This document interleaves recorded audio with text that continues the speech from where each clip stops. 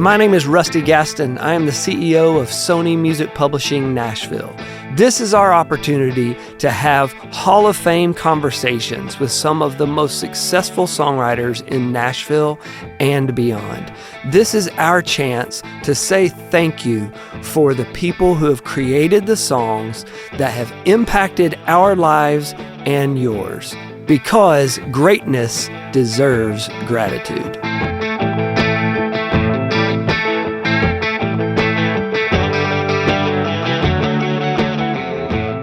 All right, today we are back with Thank a Songwriter, and we are here with one of the greatest living legend songwriters of all time, Whispering Bill Anderson. Bill, thank you for being here. Thank you for inviting me. I appreciate it. I love your setup here. I feel right at home. Hey, thank you.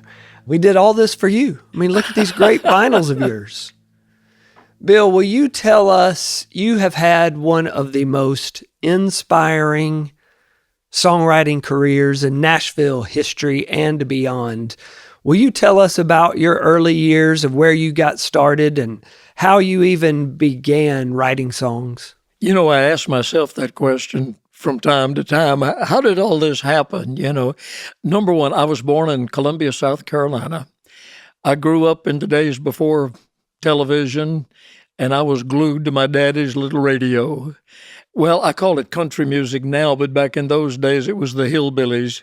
I could find the hillbilly music on the radio long before I could tie my shoelaces or do anything else. It was just something about it that just drew me to it. The only explanation I have is maybe it was just born inside me, the love for the music. I mean, when I was 3 or 4 years old, I was listening to all the local pickers and singers around Columbia, South Carolina. When I was 8 years old, we moved back to where my mom and dad were from, which was from Georgia.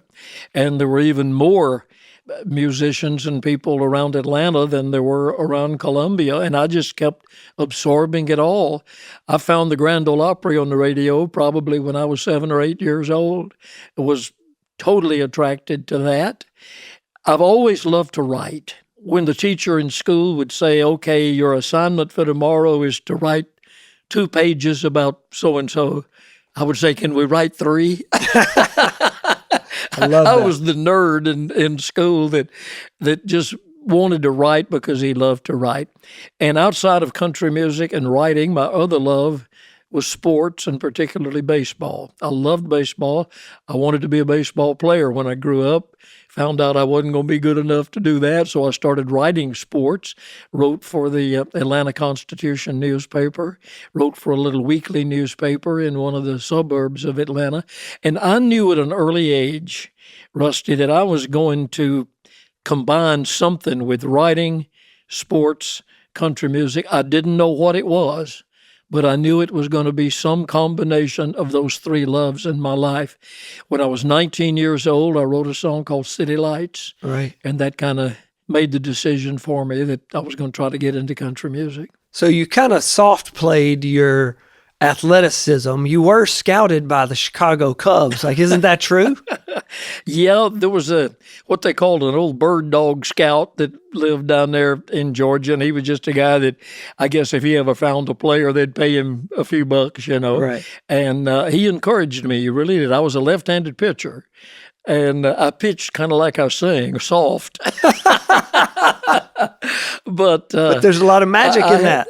Well, I could control the ball. I could make it curve and drop and do all kind. I could make it do everything but go real fast. And he told me, he said, I think if we send you out to one of our training camps, and they were in Arizona at the time, still are, I guess. And he said, we can get some coaches with you and show you how to really put your body behind your pitching, because I was throwing with my arm. I wasn't throwing with my body. Right. And he said, we can teach you to do that. You've got all the other things that it takes to be a ball player. So I bit at that. I thought that's great. But the only thing my parents ever asked me to do, they never forced me to do anything other than they really wanted me to go to college. So when I got out of high school, instead of going to Arizona and chasing the baseball dream, I went to the University of Georgia. My idea being that I'm going to play baseball at Georgia, right, and then see where it leads me from there. But I got over to Georgia, and I met a couple of older guys who were in school on the GI Bill. They wanted to get up a little country music band and play on the radio. And all of a sudden, baseball wasn't nearly as important to me as it had been. Yes, I it wanted was. to play music. I wanted to write songs. I wanted to get on the radio. I wanted to learn all about that. And I think that's the path that the good Lord had lined out for me. That's what he wanted me to do, and that's where he led me. I love this about it meant so much to your parents that you went to college, because that was before a time that was, I would think that was really a popular idea. And there weren't a lot of people going to college. What do you think made them lean into that? My mom and dad were children of the Depression, as Tom Brokaw called it, the greatest generation. They knew the value of an education, Right. and particularly at that point in time. They both sacrificed, and their families sacrificed, to send them to college. And it made such a difference in their lives that they said, it doesn't matter what else you do. We want you to go to college. And there's just no way that I could go back on. They'd let me run around Atlanta all hours of the night, covering ball games for the newspaper, playing music, and anywhere anybody would listen to me. Right.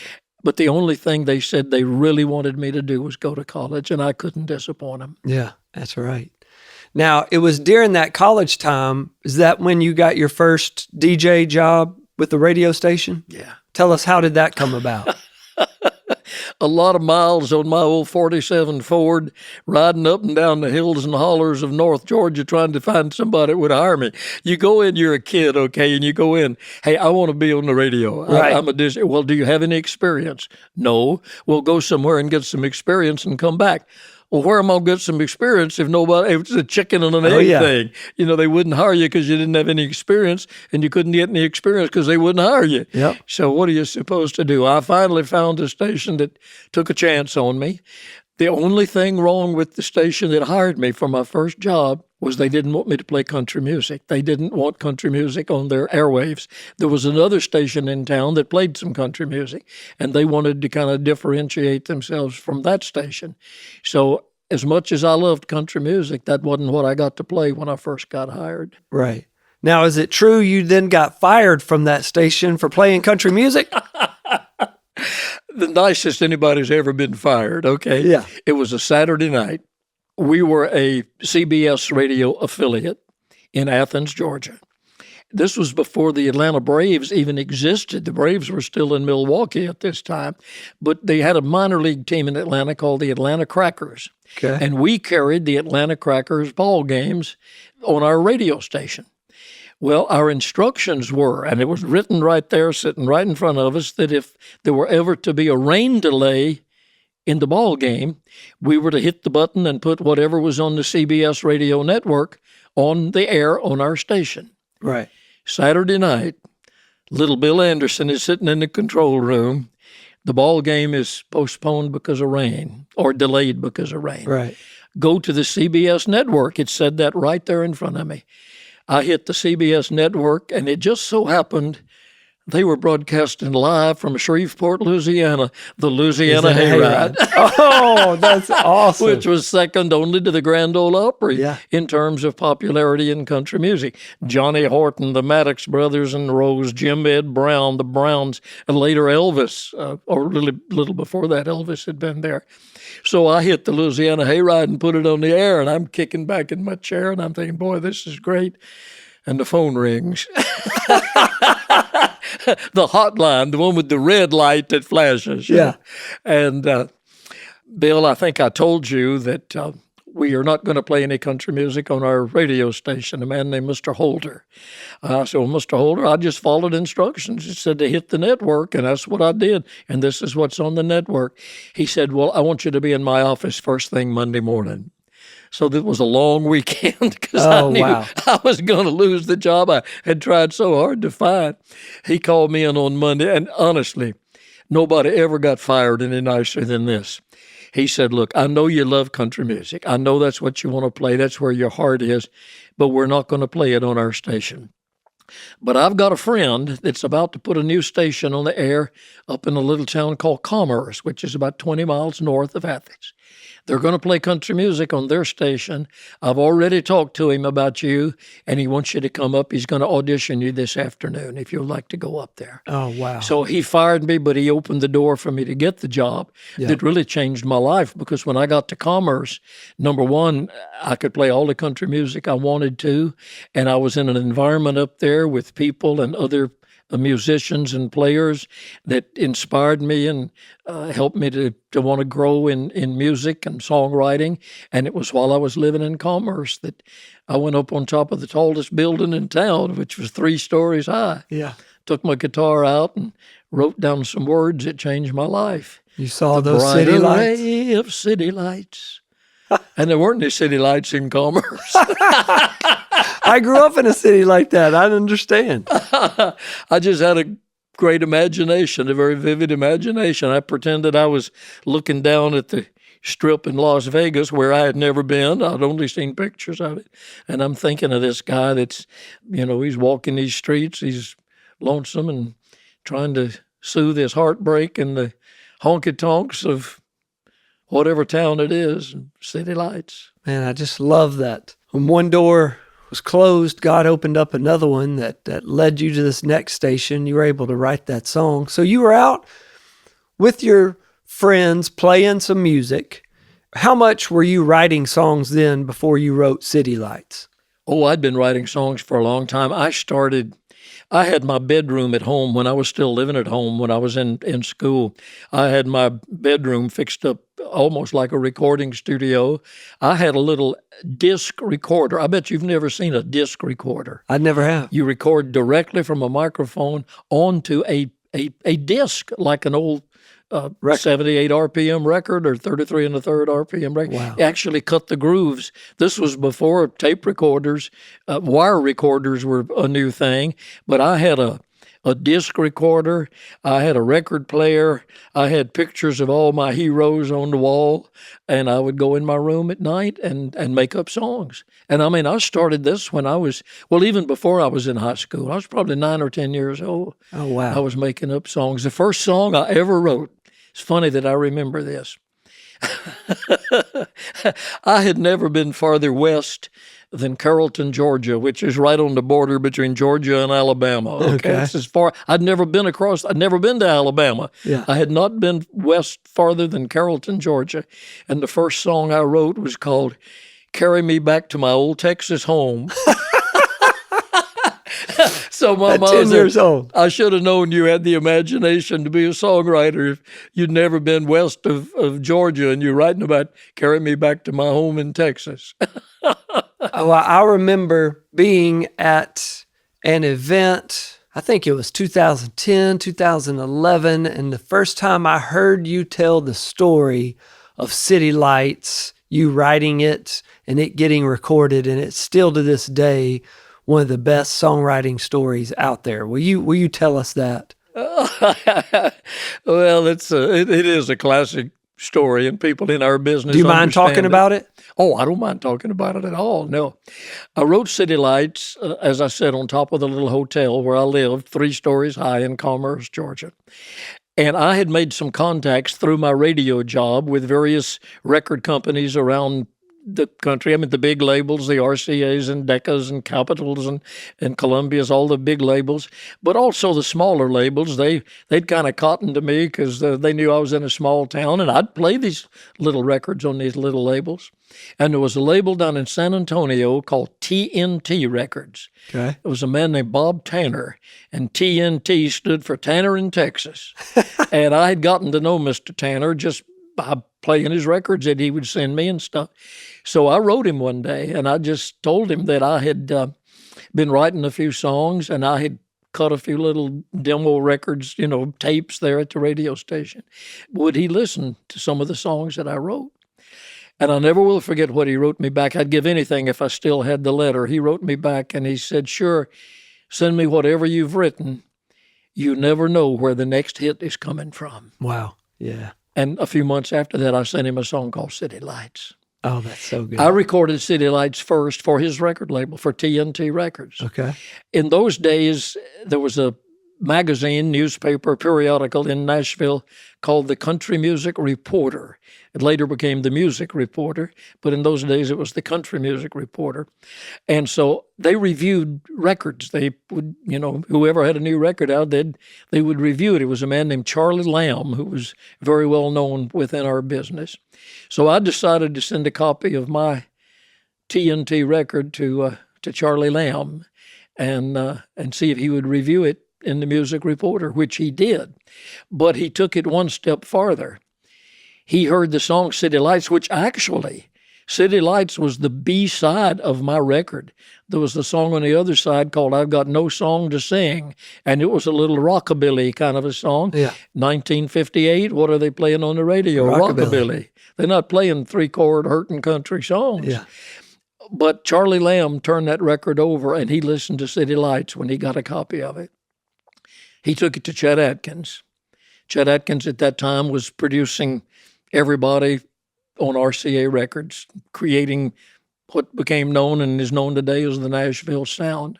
And Chet Atkins was producing a young singer from up in Central City, Kentucky, by the name of Dave Rich.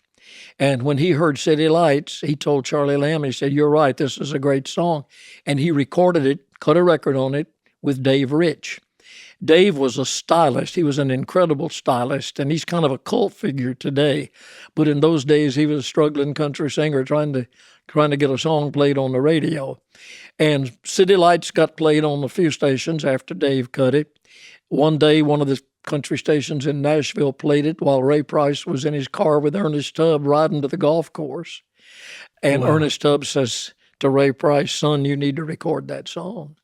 And Ray said, "Well, I've already got my next record cut, and Dave Rich has got the record out." Ernest said, "I don't care, son, that's your song. You need to record it." And they say that all the way around the golf course that day, that Ernest kept telling Ray Price, "You need to cut that City Lights song." I've often wondered if Ray recorded it because he liked the song or he just wanted to shut Ernest up. But Ray did go in and record it.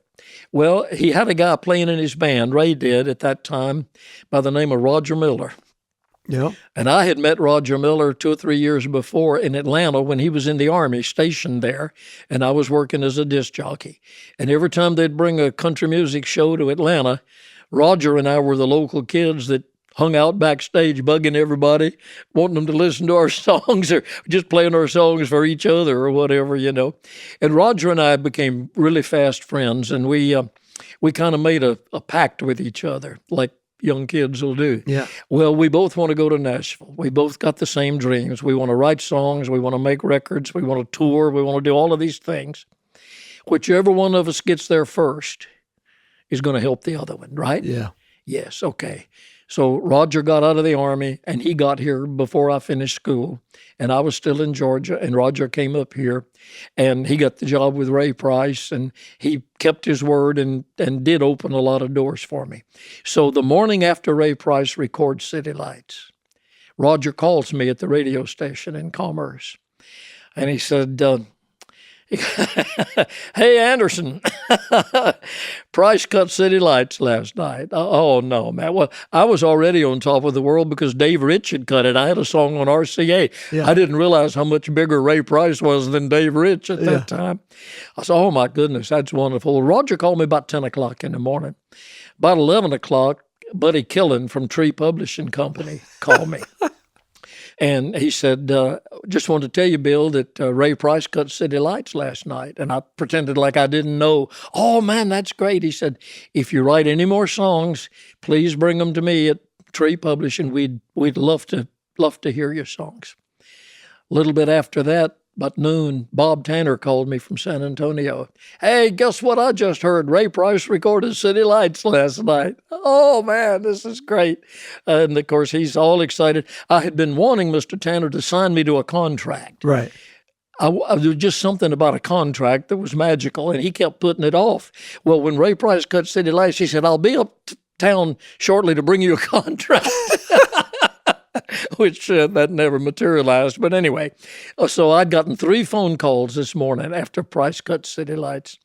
And I go to lunch, and I come back to the station, and the phone rings again, and I'm thinking, when is this going to stop? Well, it was a man named Jim Denny, and Jim Denny had a publishing company called Cedarwood Publishing, and he had been trying to get me to sign with Cedarwood since he met me and everything.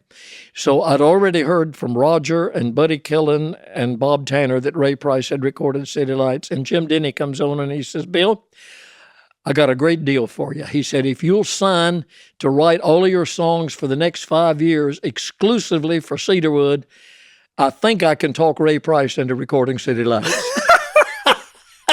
That is still just so good. You're just a little bit late. Yeah.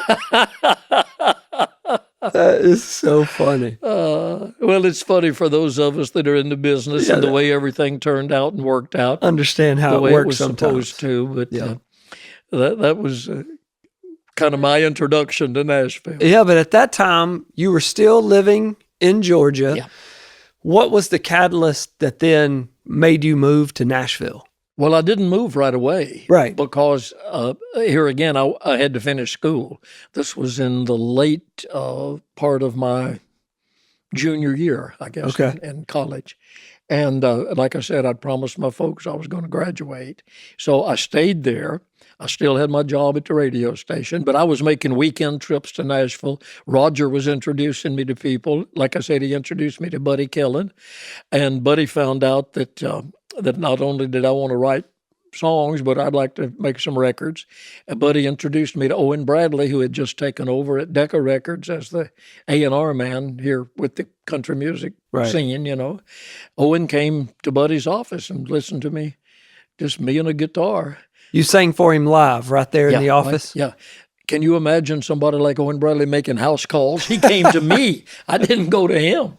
And when he got through listening to 3 or 4 of my songs, he said, well, son, I'll be honest with you. He said, you're not the greatest singer I ever heard, but you sure do write some good songs. He said, I think if you'll keep writing songs like this, that we can make some hit records together. And he signed me to Decca Records. What a life changer. Yeah. And you were still in college then? Yeah. Wow.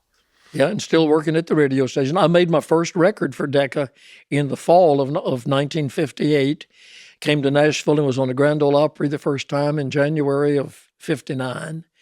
Graduated from college, or thought I graduated from college in April. And went out on tour with George Morgan. Okay. I was in Tucson, Arizona, and they brought me a letter backstage that had been mailed to Bill Anderson in care of the Tucson Gardens from the University of Georgia. And I thought, well, what is this? They're just congratulating me. I opened the letter and said, Dear Mr. Anderson, inadvertently we added your credits wrong and you have really not graduated. No way. Yeah. So I had to go back home and go to summer school for 5 weeks to graduate, but I did and fulfilled my promise to my parents. I got my diploma about 11 o'clock in the morning. I went and had lunch with Mom and Dad, and at 2 o'clock in the afternoon, I was driving to Nashville. Wow. And I never looked back. Yeah. What a blessing for Nashville that you came here then. What a blessing for had me. you signed a publishing deal by that point when you moved to Nashville, or? I'm not sure. Yeah, I guess I had, because the next song that I wrote after City Lights was Ray Price also recorded it. It was a song called That's What It's Like to Be Lonesome, and it was published by Tree Publishing Company here. So yes, I guess I had, and I recorded that too. That was my first record on Decca. That's What It's Like to Be Lonesome. Of course, when Ray came out with it, just like he did with City Lights, he totally covered up my record. Nobody ever knew I recorded it after he recorded it. But yeah, I guess I had signed a publishing deal contract. by then. Yeah. So educate us what it was like of 59, you moved to Nashville, you make your debut on the Opry, you've written hit songs, now you're starting to have some hits as an artist. From a songwriting perspective, what did that look like back then? How often were you writing? How often was I writing? Well, it was a different world, okay? Right. Let me try to explain that to you. Back in those days, you couldn't do much co-writing. You had to write just about everything by yourself unless you wrote with somebody who wrote for the same publishing company and the same performing rights organization that you wrote for. Right. There were a lot of songwriters in Nashville and a lot more coming to Nashville early in the 60s. I mean, this is when the floodgates opened and Mel Tillis came to town and John D. Loudermilk and Willie Nelson and Hank Cochran and Harlan Howard and Dolly Parton and Loretta Lynn and Tom T. Hall. It was a whole new day in Nashville. But everybody kind of affiliated with their own place. The only people that were at the same company where I was were Roger Miller and a guy named Donnie Young, who later became known as Johnny Paycheck. Everybody else was at these different companies. So I couldn't co-write with Hank Cochran or Willie Nelson or Harlan Howard or John D. Loudermilk or Mel Tillis because we were at different companies. And heaven forbid that one of us should be with BMI and the other one with ASCAP or CSAC or somebody. So songwriting was kind of a lonesome thing. Then you did it by yourself. Or you didn't do it at all. I mean, I did write a couple of things with Roger. We had one hit together. Yep. A song called When Two Worlds Collide that's been recorded bunches of times over the years. But basically, you had to write by yourself back then. So I moved to Nashville, found a little cabin out in back of somebody's house that I could rent for $55 a month. And I moved in there with my guitar and my typewriter, and I would sit there at night and try to write songs. And as to how many I was writing, I really can't say. I know every time I'd get an idea, I'd try to write it down. But, I mean, I wasn't writing every day. I certainly wasn't writing 3 or 4 songs a day. But there were times when I'd write several songs in a week and then probably go a couple of weeks or so without writing. Were you always writing songs for yourself in mind? Or at that time, were you thinking about, you heard a particular artist may be needing songs and you would try to write something for them? How did that work back then? I never, ever tried to write for anybody, including me. My idea was just write the song and let the song land where it's going to land. I don't know who put that idea in my head. It may have been Buddy Killen. I don't know. But I just never felt like really writing for somebody. There were times that I would write songs and give them away and wish later I'd saved them for myself. Yeah. Or I'd save them for myself and wish I'd given them away. It just was more comfortable to me. It was less pressure just to say, okay, here's the song. I hope somebody likes it. Right. It lands where it lands. Yeah. Like when you wrote those songs back then, who was your trusted companion you took those to? Was that Buddy? Was it somebody else? Was it Owen Bradley? When you wrote a song, who was the first person you called? Buddy Killen, because I felt like Buddy understood my writing, and I would take it to him first. Sometimes I might play it for Roger if we were together, and we'd bounce songs off of each other. But by and large, Buddy was usually the first person that heard my songs. Now, what did that look like back then with you and Buddy? Did he kind of have, did y'all have like an editor relationship? Would he listen and make suggestions, or would he always just say, okay, hey, this is the finished product. I think we do this with it? Yeah. What was y'all's both? Both. I remember the day that I took him a song called at that time I called it The Tip of My Fingers. Yeah. I remember the day I took it to him. I didn't have it finished. I knew it was not the way it needed to be. I didn't have the hook. I had all the verses and I had I held you right on the tip of my fingers, but I didn't have the line, but I let you slip right through my hands. Yeah. And I took it to Buddy and I said, I need a line. And he said, yeah, you do. And we were just sitting there and I don't know where it came from. I guess the good Lord just loaned it to me. Yeah. And I actually came up with the line, Buddy didn't. We're sitting there, and I said, I held you right on the tips of my fingers, but I let you slip right through my hands. And Buddy, yes, that's it. I held you on the tips of my fingers. You wrote it right there in front of him. Right in there his in office. front of him in that little office at Tree Publishing Company, yeah. Wow. That's so good. I love that. Don't do it that way today, do they? Yeah, not very often. That is awesome. So in those times, you were making records, you were having hits on other people. Did you feel like you were successful? Like, what did it look like for you then? Were you living the dream and you didn't actually realize it, and you look back and you were? Like, how did you feel in those moments then? I never was secure with it. I never got to the point where I felt like, okay, I've arrived, I've accomplished something. It was always, okay, this is just another rung on the ladder. I never got to the point where I sat back and said, well, I've done it. Right. I'm still not to that point, but I was extremely insecure back then. I knew, as Owen said, I knew I wasn't the greatest singer on the block, but I was trying to make records. I was trying to tour. I was wanting to be on the Grand Ole Opry. And I always felt like there was another hill to climb, another rung on that ladder that I hadn't reached yet. And so I never took the time to, and I'm glad I didn't, because that's what kept the fire burning in my belly. Maybe the next one will be the one that'll make me feel that way. Right. And I'm still waiting on it. Yeah. So after City Lights and you started making your own records, I'm assuming you hit the road. You had already played the Opry. Was there a moment that sticks out of a particular song that all of a sudden, this particular song, it was just different because you saw how audiences were reacting to it? You were hearing from fans.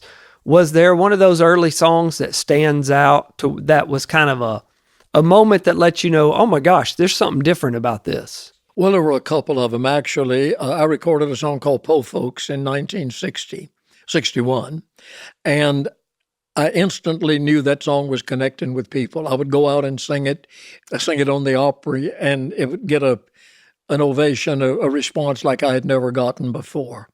And I knew there was something different, and that's the song I sang the night that the manager of the Opry was sitting in the audience at a show and saw me get 2 or 3 encores and asked me the next week if I wanted to become a member of the Opry because he saw the reaction to that song. Wow. That was what happened in a live situation. But it wasn't until 1963 when I recorded a song called Still that I really felt like I've knocked down a wall as an artist as well as a writer. I had a #1 record in the year before in 62 with a narration that I did, a religious recitation called Mama Sang a Song. And that had been recorded by several other people as well as by myself. And I felt doors beginning to open as an artist on the radio level that I had not really felt before. Although Po Folks and Tips of My Fingers, a song called Walk Out Backwards, some of those early songs had been semi-successful. It wasn't until Still, and people were calling me, telling me they were hearing it on pop stations in New York City and San Francisco and Los Angeles and places like that, that I thought, whoa, maybe I'm really onto something here. Yeah, maybe this is going to work. Yeah. So you had a bunch of hits. You went on to be an actor. You hosted successful game shows. What did your songwriting look like through those processes? How did your songwriting kind of ebb and flow as your career changed? That's and really morphed? a great question. I don't think it really ebbed and flowed a whole lot differently from the way it started out during the 60s and probably up until the mid to late 70s, when I really did start doing a lot of other things. But the songwriting thing was, and I knew it. I knew that was kind of the fountain from which everything else was springing. And I knew I needed to keep writing songs. And that's what I loved, and that's what I wanted to do. In the early 1980s, I sensed that country music was changing in a way that I didn't feel like was really compatible with what I was bringing to it at that point in time. Some other opportunities opened up for me. Country music became much more pop-oriented. If you go back and listen to a lot of the records from the early 80s, people were doing things and writing songs and recording songs and using arrangements in country music that they hadn't really used before. And early in the 80s, I began to think, I'm not sure I can do this. I'm not sure I can write those kinds of songs. I'm not sure that I want to write those kinds of songs. Right. So some other opportunities were coming along. I got into doing a lot of television. I had always done a good bit of television. I had my own syndicated show from 1965 to 1974 for 9 years, in the days of the Porter Wagner Show, the Wilburn Brothers Show, the Ernest Tubb Show, Flatt & Scruggs, Bill Anderson. We were out there on those Saturday afternoon black and white TV blocks around the country.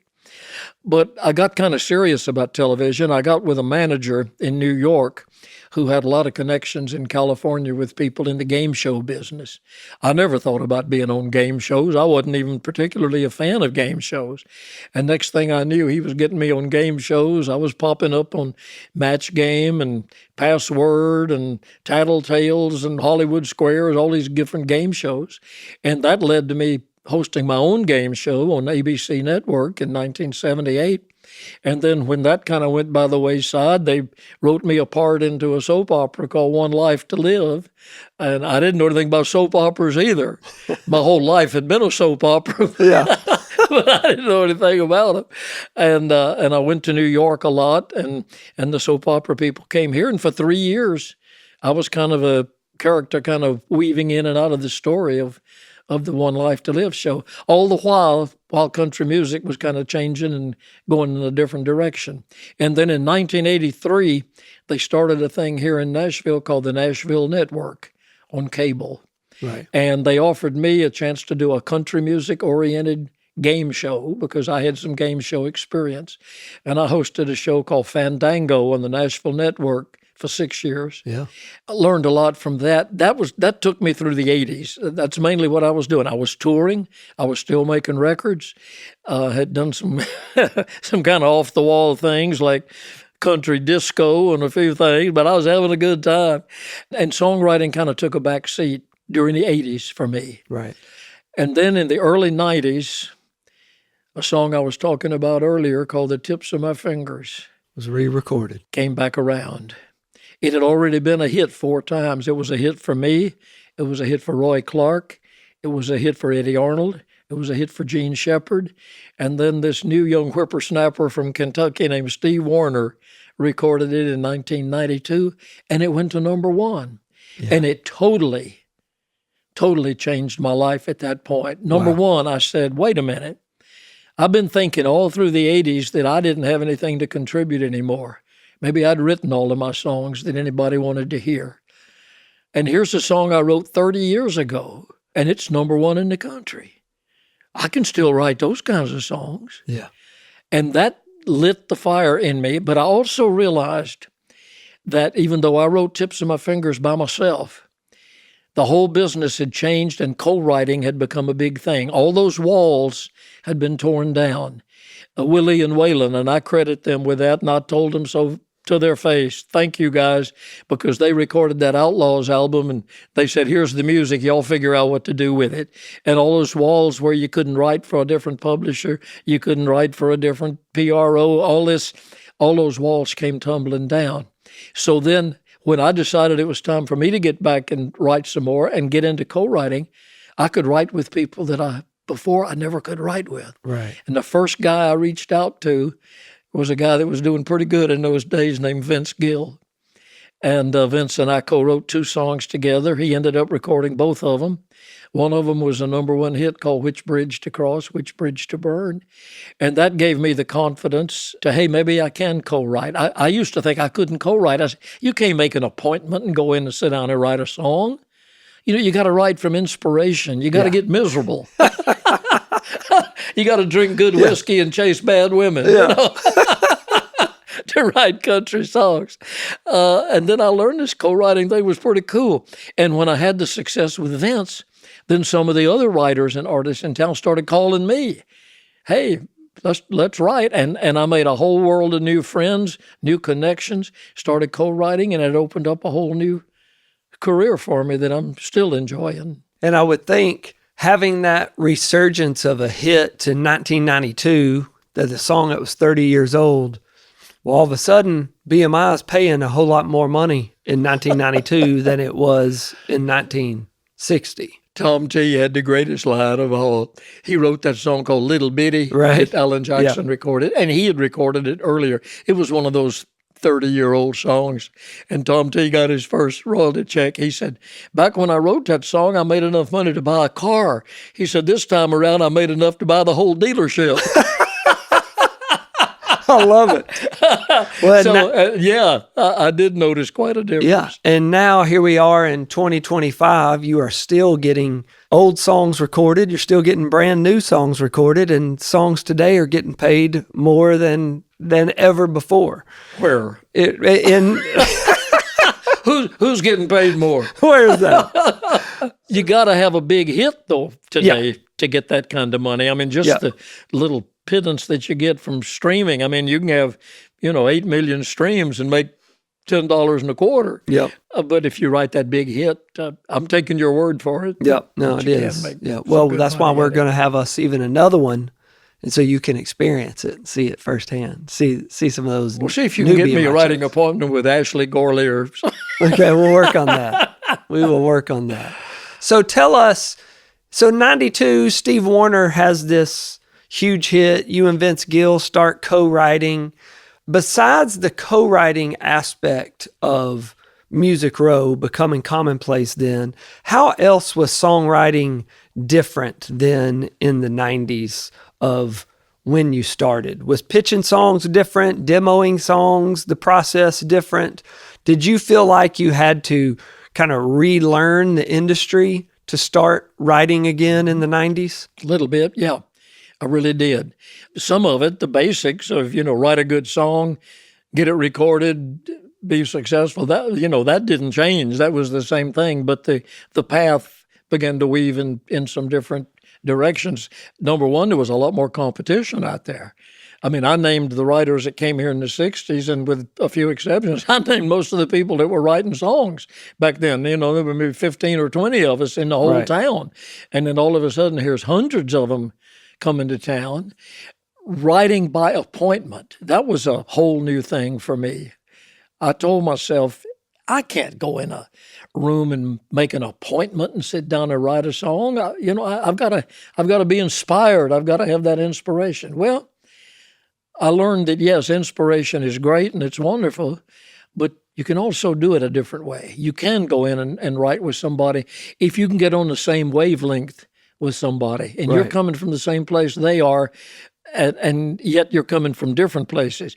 What I tried to do when I first started co-writing was find people who were strong in areas where I felt I was weak, and I would try to write with them. In other words, I love to write with great melody writers, Vince Gill, Steve Wariner, people who are great musicians, and I would write with them because I felt like my strength was as a lyric writer, as an idea guy. I mean, I've written thousands of melodies, but I didn't feel like my melodies were exactly what maybe the songs needed going into the 90s and the 2000s. So I would try to write with people that were strong melodically, and I still do that. I write a lot today with Steve Dorff, who's a great musician and a great melody writer.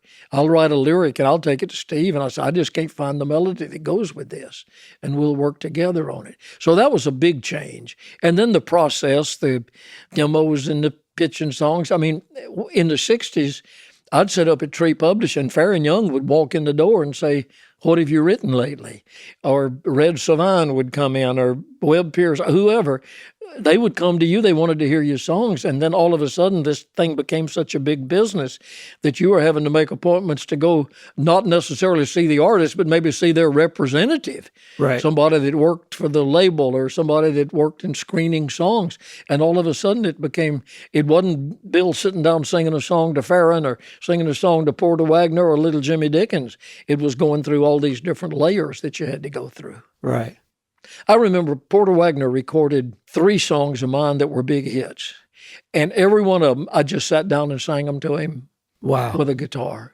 I didn't have to cut a demo. I didn't have to do, although I did cut a demo on at least one of them, but I just sat there and sang them to him. That's what we did. We'd be on a package show together. We'd be back in the dressing room. Hey, you written anything lately?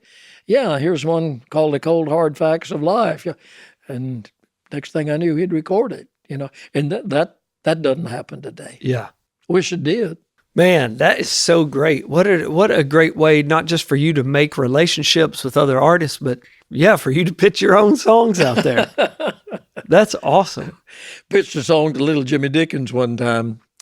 Wasn't a big hit. It was a grounder. But it was a song called A Death in the Family. And we're in a dressing room backstage in a big ice hockey arena somewhere in Canada or something.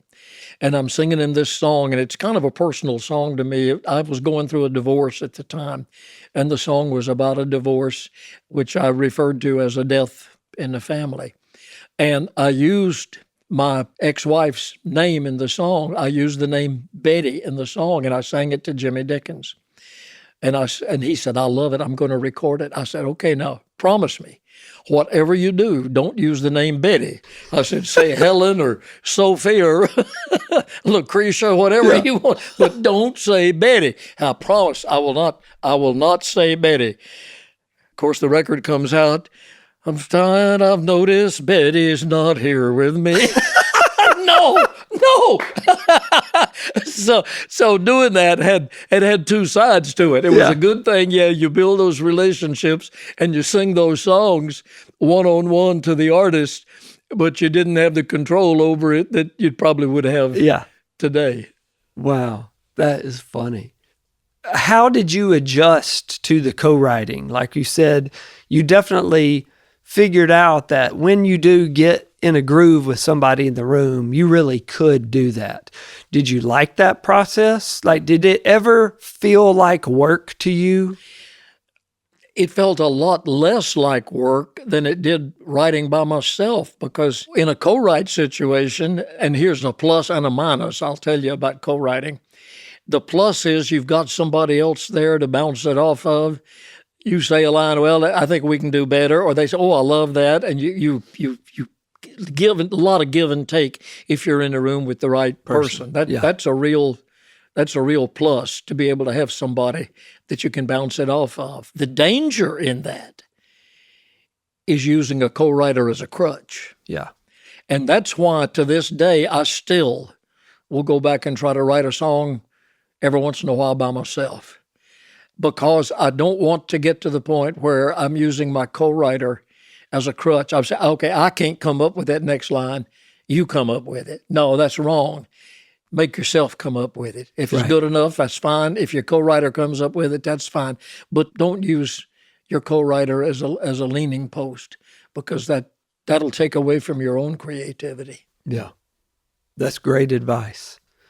What is it, besides them being a melody person, what does the ideal co-writer look like for you? Oh, that's a great question. The ideal co-writer is somebody that comes into it with an open mind, no preconceived notions about anything. I don't enjoy writing with somebody who's trying to write, and there's exceptions to all of these rules. Right. Okay, because I can pull out an exception right now. But I don't like to work with somebody that says, okay, we're going to tailor this song just for X artist or something. I want to write the song like I always have and just let it land where it's going to land. The other side of that is a great producer in town named Buddy Cannon called me 4 or 5 weeks ago, and he said the label wants a Christmas song for Willie Nelson, and Buddy's going to produce it. He said, do you have a Christmas song that would fit Willie? And I thought a while, and I said, no, I don't think I do, really. But I said, I've got a writing appointment next week with a couple of guys. Maybe we could write one. So I go into a writing appointment with Bobby Tomberlin and Marv Green, and I say, guys, Buddy Cannon just reached out to me. They're looking for a Christmas song for Willie. You think we can write one? So, I mean, we set our minds. Here I'm going against everything I've said about writing for somebody. I said, we got a chance to get a Christmas song recorded by Willie Nelson. So we wrote what I think is a pretty Christmas song called Christmas Love Song. Buddy liked it. We sent it to Buddy. He sent it to Willie. Willie liked it. Willie recorded it. And in a few weeks from right now while we're talking, it's going to be Willie's new Christmas single out on the market. Now, this was something that we deliberately wrote for somebody, tailored it for somebody because somebody asked for it. And yet I say that's not what I like to do. Yeah. So keep in mind that the rules of songwriting are made to be broken. Yeah. The rules are there are no rules. That's it. Yeah. Yeah. What is so interesting to me is that you always have a light in your eye. You seem to always be as happy to write a song.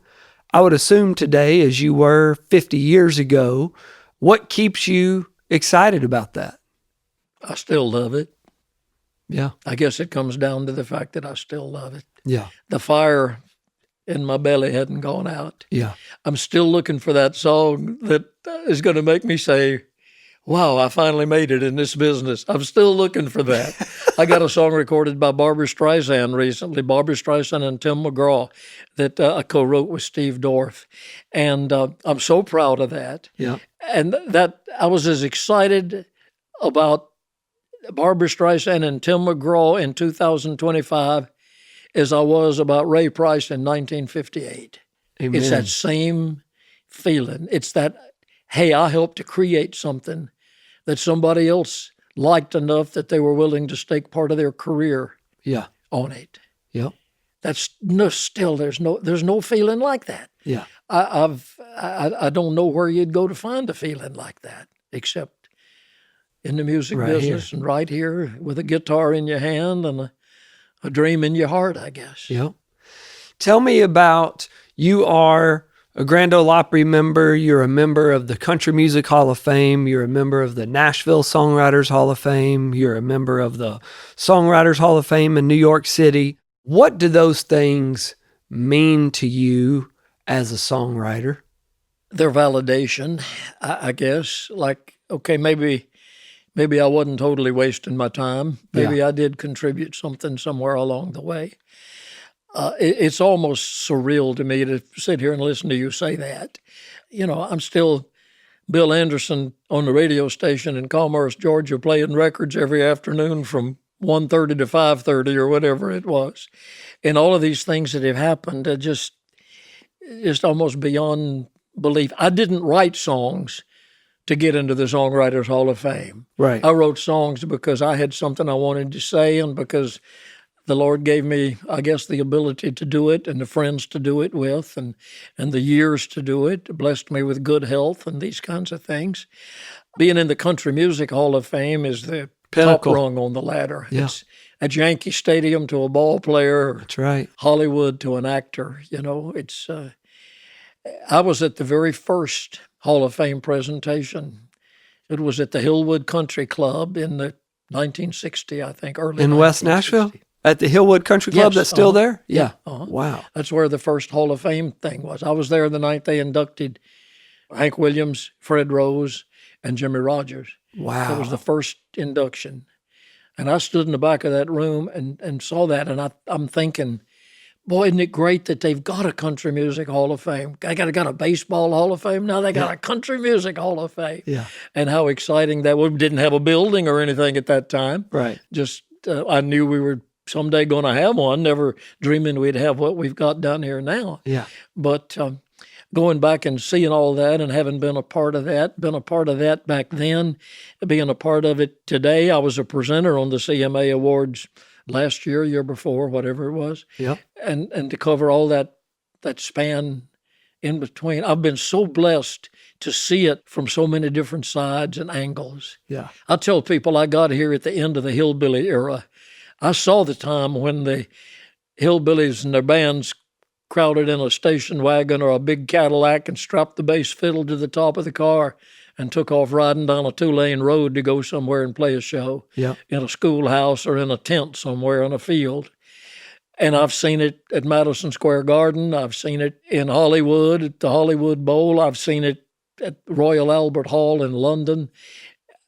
I've been so blessed to have seen it from all of these different sides. There's no more blessed human being in the world. I just love it so Bill much. I just love this. I'm so glad you're here sharing this with us. Thank you for giving me the opportunity. Oh, man. You were just the whole catalyst of us starting Sorry, this my podcast. kidneys are too close to my eyeballs. So let's talk about how some of your songs have touched people's lives. I know you and I have been at some events together and shared before, but I want to talk about the story of the guy hearing your song and he was considering taking his life. He was in Louisiana, and he wrote me a letter. I don't know how much longer after the event that he actually wrote the letter, but I don't think it was too long. he was in his car driving out into the bayou country of Louisiana, and he was going to commit suicide. He had made up his mind. He didn't feel like he had anything to live for. Everything had just turned out backwards for him. And he said, I was riding out there and I had made up my mind. And he said, I had my car radio on. And he said, a song of yours called Five Little Fingers came on the radio. This is a song I wrote in 1964 for my daughter, who was 2 years old at the time. And it was the story of a man who thought he had nothing to live for. His wife had passed away, and he thought he had nothing to live for until his little daughter came up and put her 5 little fingers on top of his 5 fingers. And he realized that he had that to live for. That's what the song was about. So this man is riding in his car to commit suicide, and he hears that song, and he's got a child. And he realizes all of a sudden it hits him through the words of that song that committing suicide would be the most selfish thing he could do. And he stopped his car and he turned around and he came home because of a song. Yeah. Not because of something somebody said, nothing. It wasn't a preacher. It wasn't a book. It wasn't a movie. It was a song. Songs have the power to change the world. And you changed his world that day. You changed his daughter's world. You changed her kid's world. I don't know the person. I've never met him, never met any of the family. Probably don't still have that letter, but I wish I did. I bet. I've got a lot of letters similar to that. Maybe not quite that powerful, but things where songs have changed people's lives. Yeah. Let's move on to another story of something. Is there another story like that a fan or somebody has shared with you of how a different song had touched them? Yeah, not necessarily in a sad or a serious way. Mm-hmm. I got where when I was on the road and touring a lot, I did a little segment in my show where I would invite a couple of kids to come up on stage with me.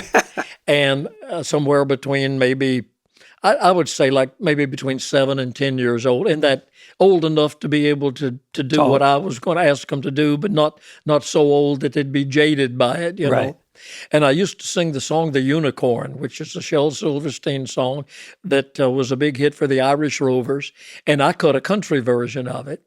And I loved to go on stage and sing that song about the green alligators and the long-necked geese. And I'd get these kids to come up on stage with me.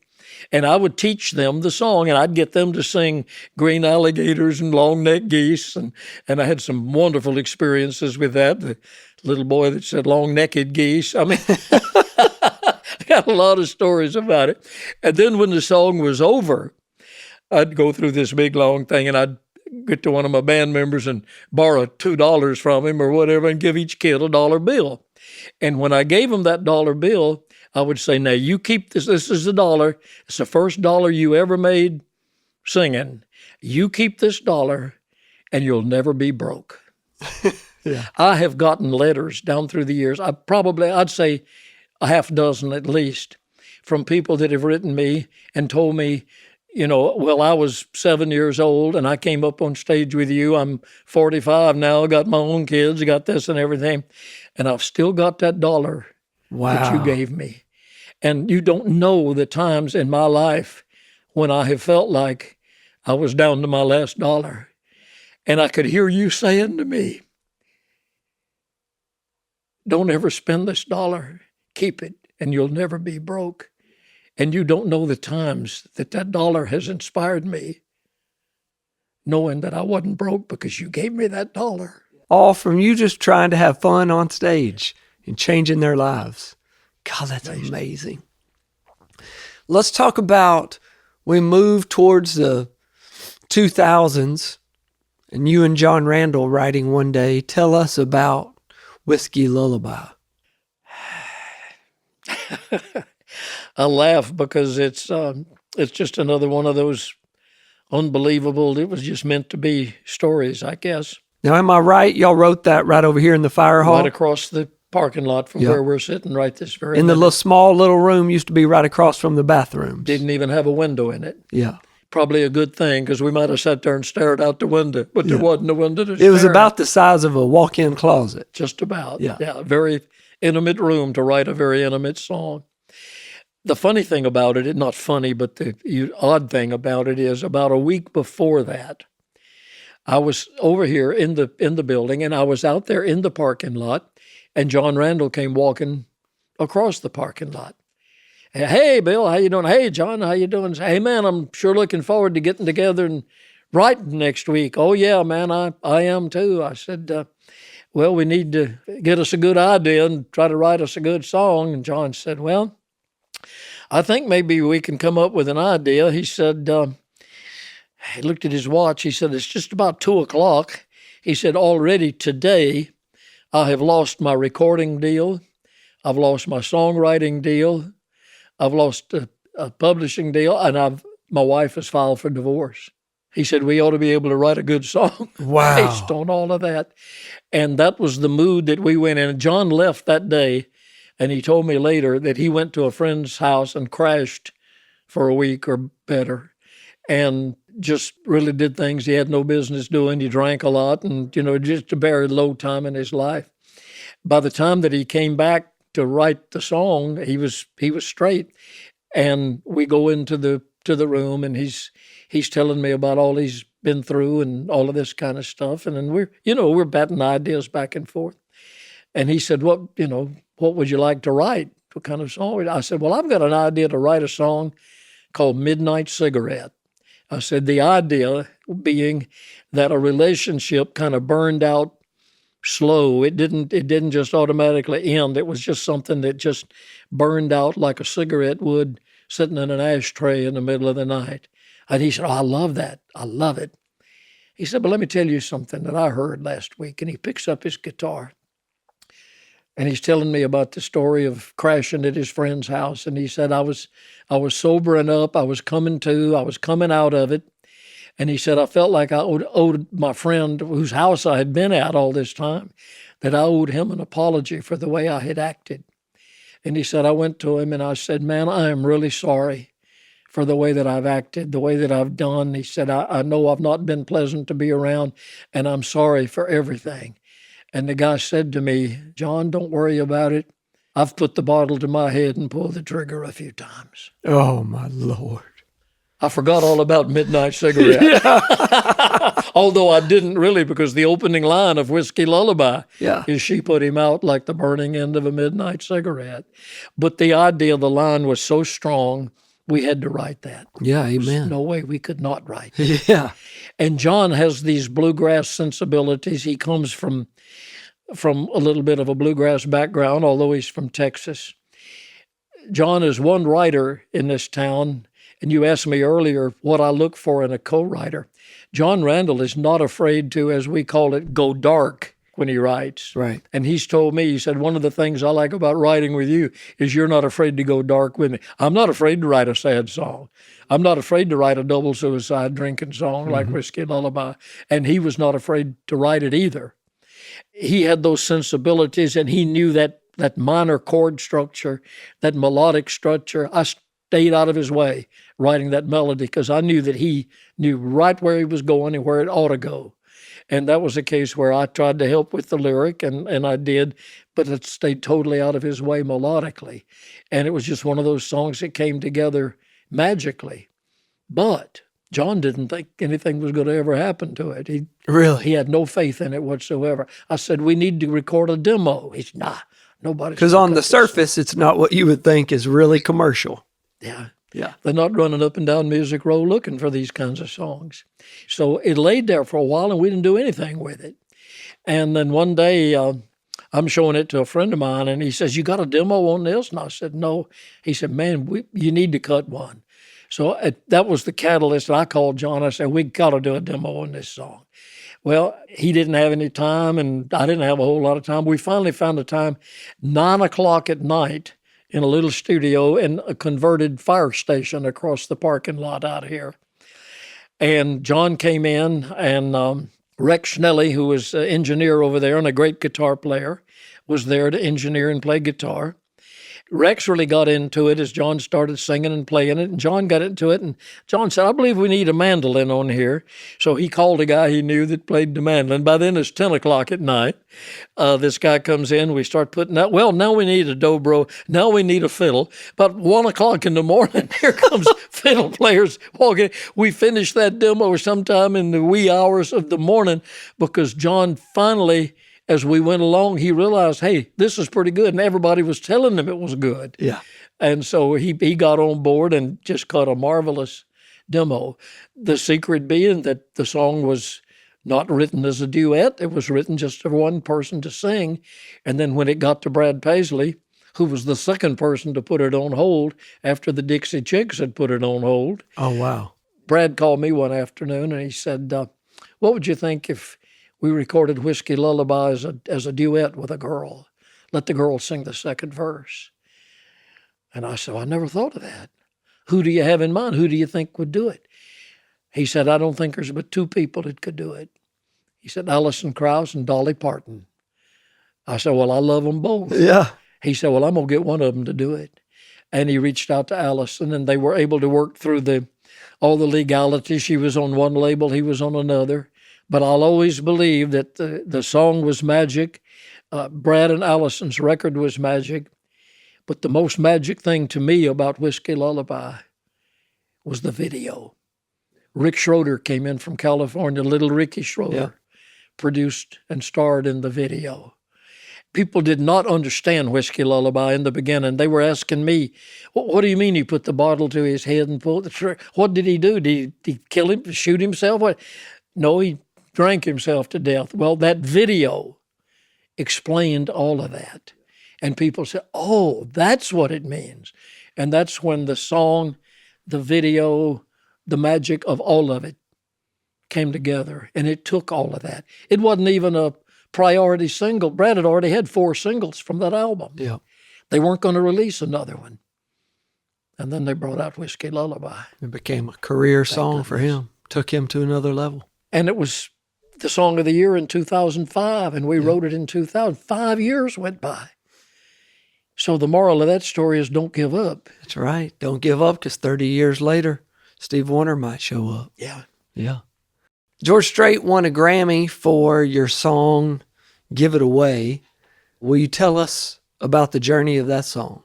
Where did you guys write that? Buddy Cannon had an office over on, I think, 19th Avenue at the time. And he had kind of found this kid named Jamey Johnson, and we were writing some things together. He'd written several things at that point in time. And we got together one morning and sitting there around a table very similar to this, a round table, and Buddy over here and Jamey and me. And, you know, we sit there like you do when you co-write, you catch up. Well, what have you been doing? You know, you waste a whole hour just talking about what you've been up to and stuff. And then you get down to, well, what we came here for today was to write a song. And I said, guys, I hate to confess, but, you know, I try to come to a writing session with an idea, but I don't have an idea. And Buddy said, I'm dry too. I don't have anything. And Jamey was sitting over here, and he said, well, boys, I'm going through a divorce. I said, well, anybody that's going through a divorce and can't write a country song needs to turn in his guitar. So Jamey picks up his guitar and starts strumming, and he starts singing like she was storming through the house. That's ever what the melody was. And we got into the song a little bit, and all of a sudden Buddy stops, and he says, how would it be if we talked that line at the beginning of the song instead of sang it? Well, immediately I think, you know, everybody's going to think I wrote it was my suggestion, but it was Buddy Cannon's suggestion. Brilliant suggestion, because when George finally got a hold of the song, he was doing some talking, which he had done very little, if any of, you know, in any of his records up to then. So we wrote the song fairly fast with the little talking verses and the little melody that we came up with, and Jamey was singing it. And this was, by now, it was probably noon or early afternoon. Buddy says, can you call Les Singer, who was the guitar player in my band at the time? He said, can you call Les and get him to come over here about 4 o'clock? We'll make a little work tape on this. And I said, well, sure. So I called him, and he lived out in White House, and he said he could be in by about 4 o'clock. So we went and got a bite to eat, and we came back, and Jamey played rhythm, and Les played some acoustical lick. Les came up with the licks that were actually used later on George's record. He came up with them right there in that little studio over on 19th Avenue that day. George Strait is a big Jamey Johnson fan. Everybody's a Jamey Johnson fan. So after we cut that little demo, Jamey took it to Irv Woolsey, who was George's manager. And Irv listened to it, loved it, sent it to George. Next thing I knew, George Strait had recorded it, and they released it as a single, and thank goodness. Yeah, amen. The rest is just history. A lot of pieces. And sometimes that's what it takes, Rusty. It's almost just a lot of pieces just have to kind of fall into place in the right places. And you look back, and if one of those pieces hadn't been there, who knows, it might not have been what it was. It's like Whiskey Lullaby. If that demo, we hadn't done it in the middle of the night at 1 o'clock in the morning, woke the fiddle player up and got him to come to the studio. Who knows? Was that the missing ingredient, right. So it takes a lot of things to go right, especially for a hit song to happen. Amen. Well, I remember being in my office in the late 90s, and boy, there was just a buzz in the industry about this new female artist, Sarah Evans. And everybody was talking about her. And man, I remember the very first time I got my hands on her, what was her debut album, and she had recorded Walk Out Backwards. And that was one of the coolest sounding things I had ever heard. Then I found out, well, it had lots of lives way before that. Will you tell us about Walk Out Backwards? That's the craziest song. It has had the most oddball life. Yeah. I recorded it first in the early 60s, and it was fairly successful. I think it maybe got up to number 12 or 11 or something in the charts. It didn't blow the doors off anywhere, It just kind of was one of those 3 or 4 chord hurtin' country songs that just kind of sat there for a long time. And a young artist down in Texas got a hold of it named Rick Trevino. Yep. And Rick cut a record of it where he sang part of it in English and part of it in Spanish. And it attracted a lot of attention. And I assume to this day that that's where Sarah Evans heard it. I doubt she heard my original record. I imagine she heard Rick's record, and she was recording an album called 3 Chords and the Truth. That was a true story. That was the truth, because I was in a little upstairs apartment over near Vanderbilt University in those days. I had just gotten married, and my wife and I had only been married, a matter of a few months. And we had a little upstairs apartment and a little small kitchen on the back side of the apartment. And you'd walk out of the kitchen and down some steps that kind of looked like a fire escape, and where you kept you put your trash bags and your garbage cans down at the bottom of the step. And so I'm sitting at this little table in our kitchen, have got my guitar. I'm writing or I'm doing something. I looked up, and my wife has a bag of garbage in each hand, and she's pushing her backside up against the door to get the door open to get outside to take the garbage down to put it in the trash. When I looked up this instant, it looked to me like she was bringing garbage into the house. Yeah. And I said, "What are you bringing the garbage in here for?" She said, "Oh, I'm not. I'm taking it out." And I said, "Oh, you were walking out backwards." She said, "Yeah." And I said, Whoa. So walk out backward. And that's where the song came from. Wow. I wrote it right there that day at the table. That's so Somebody said, "Well, you should have thrown it in the trash." No, should have let her carry it out with the trash. Well, it's one of my absolute favorites. I love that. Bill, our podcast is called Thank a Songwriter, because we believe that greatness deserves gratitude. And we had somebody send us a note. This is from a young lady named Jamey. And she said, "Dear Bill, thank you for writing Whiskey Lullaby. I still remember the first time I heard it. I was way too young to fully understand the story, but I knew it was something special. As I've gotten older, I've listened again and again, and the song has taken on new meaning. I find myself appreciating the way it captures heartbreak honesty and such beauty. It's one of those songs that sticks with you through all the years, no matter where you are in life. I am so grateful you put this into the world. With gratitude, Jamey. Wow. Thank you, Jamey, wherever you are. Bill, for us, every role inside the music business exists only because of songwriters and songs just like you. There are no managers, there are no record label executives, there are no booking agents without songs and songwriters. And we want to offer you a debt of gratitude, but our entire industry owes you and people like you a debt of gratitude. So from the bottom of our hearts, thank you so much for what you do, because as we have talked about today, your songs have the power to change the world. Your songs have absolutely changed people's lives. They've saved people's lives, and they have given new lives and new meaning to people's life and journey. Thank you for what you do. We love you so much.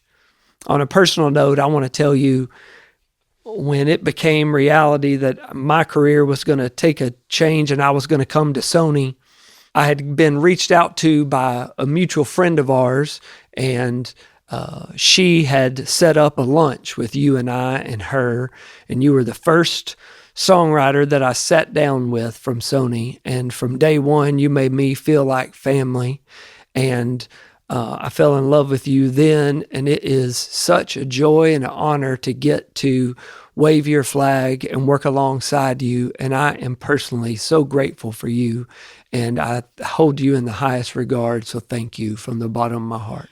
Thank you, Rusty. I had heard so many good things about you, although we had never worked together. I certainly knew your reputation, and I knew what other writers thought of you. I knew that you championed songwriters.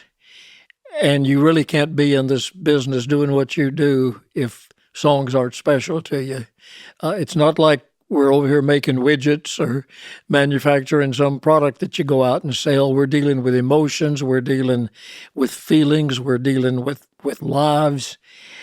And you got to have somebody captaining the ship that understands that and knows that. And you do that. And you've taken us into smooth waters, rough waters, uncharted waters, and brought us all through on the other side, and we're all better for it.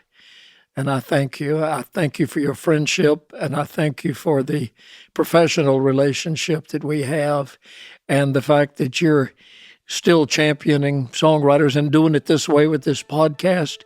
Hopefully there's somebody watching this somewhere that says, hey, maybe I'll try my hand at writing a song, and maybe the next Whiskey Lullaby or what, it's out there somewhere. Yep. Somebody's going to write it.